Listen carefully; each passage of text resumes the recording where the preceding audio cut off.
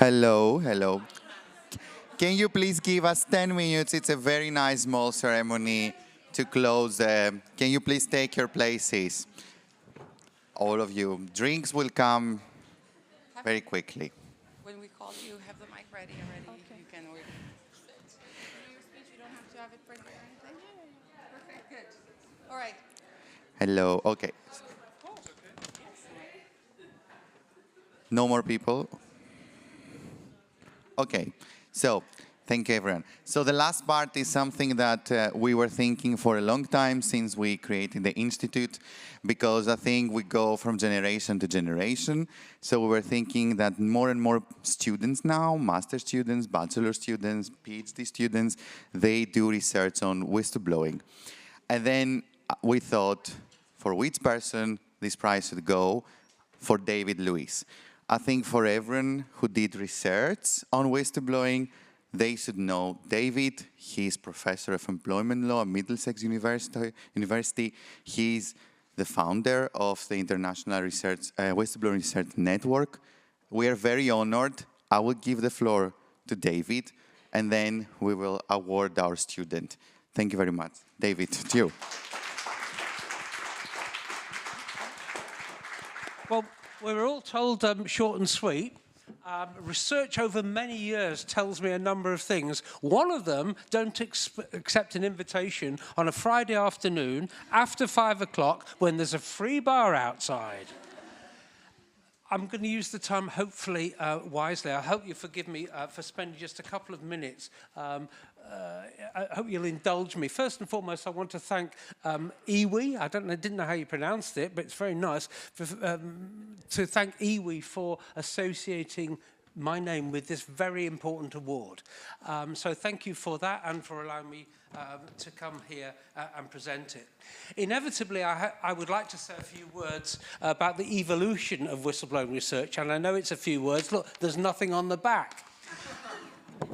The seminal writers, and I had the privilege of working with some, and all right, I started the network in 2009, but people like Micheli, Martin Micheli, Janet Nia, Terry Dworkin really brought the first international assembly in 2001, and it would be wonderful to remember them on this occasion. At that time, Tom Devine was not doing research. He was too busy doing cases. He's now become a researcher. He's one of us. These seminal writers inspired us, others took up the cudgel, we took up the baton, and we started to looking at whistleblowing and its consequences. However, when I started to examine the employment protection available in the UK for whistleblowers in the early 1990s, I never contemplated a day like this, or that one day both undergraduate and postgraduate students would be taking courses on the law and practice of whistleblowing. Indeed, I think it was actually beyond my imagination when I went to the University of Maynooth and taught to a module of undergraduate students consisting of 90 who had opted to take whistleblowing law. Would never imagine that. I don't know if anybody else can beat that, but if you can you tell Lauren Kierans that she's only second in that category? So today we have postgraduate students, we have doctoral students, and we have the privilege of awarding a master's student. Much has changed over the decades. So we're now into big business, speak up, hotline, using AI and all of that lot. Of course, from a researcher's point of view, I talked about lawyers and the business, there's big business for us researchers as well. And I hope that this award will encourage more and more people to come forward, and this research will be very helpful and contribute to improvement for whistleblowers, because that's what it's about. It's about improvement for whistleblowers, that they won't have to ask, what is interim relief? Where do I get it? How much will it cost? And all of that lot. So it gives me great pleasure to present, if I'm allowed to present it, the award to Egla. I will invite her to say a few words. What I can say is that I didn't know anything about Lithuanian whistleblowing law. I do now, and I agree with her recommendations, and I invite her to say a bit about her thesis. Shall I give the award first? No. First? Yeah. If I don't give it to her first, she'll think that we have to judge what she says. That's all.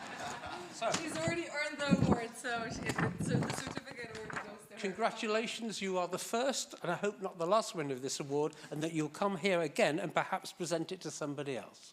Thank you.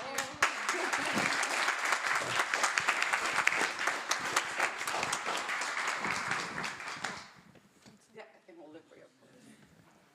Got to give it back already. So emotional. Good evening, everyone. My name is Egle. I'm from Lithuania. And it's a real honor to receive the Lewis Master Thesis Award. Oh, Jesus Christ.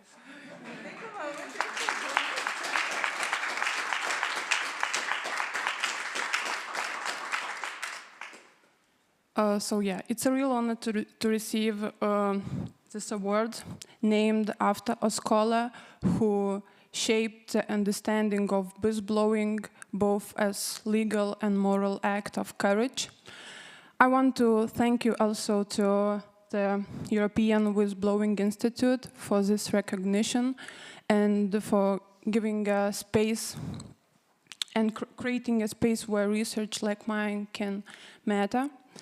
When I started my thesis, I wasn't entirely sure what shape it would take. I just knew I want to write something connected to civic engagement. And I didn't yet realize how vast and how urgent the topic of whistleblower protection truly is. For example, in Lithuania, not a single person has been exempted from criminal liability. That raised powerful questions for me. Do whistleblowers trust the law? Are our law protecting those who speak up? What's wrong with the article? What's wrong with the directive or something? In my research,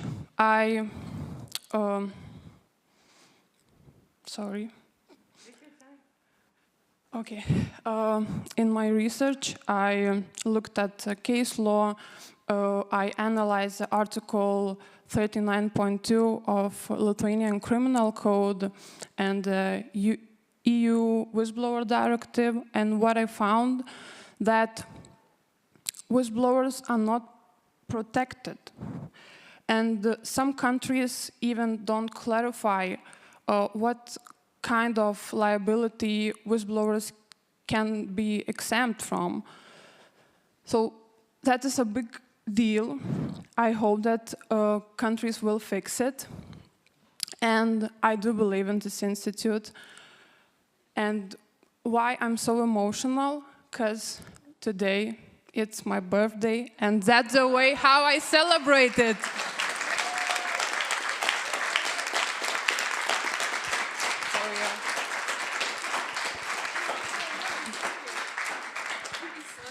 Thank you so much. Well done, well done, well done, well done.